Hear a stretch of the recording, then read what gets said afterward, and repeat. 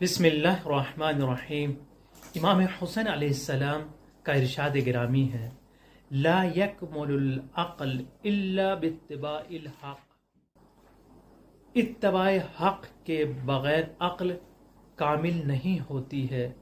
यानी अगर आप जानना चाहते हैं कि आपकी अक़्ल कामिल है या नहीं, तो पहले ये जानना पड़ेगा कि आप हक़ की पैरवी करते हैं या नहीं, आप हक़ की गवाही देते हैं या नहीं, आप हक़ के लिए कदम बढ़ाते हैं या नहीं, आप हक़ देखना पसंद करते हैं या नहीं, आप हक़ सुनना पसंद करते हैं या नहीं, या ये कहा जाए आप हक़ का साथ देना पसंद करते हैं या नहीं।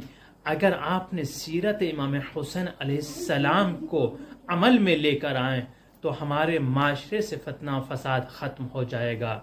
ये इमाम का कौल है। अगर देखना चाहते हैं अक्ल आपकी कामिल है या नहीं, तो मालूम हो जाएगा, आप खुद अंदाज़ा लगा सकते हैं।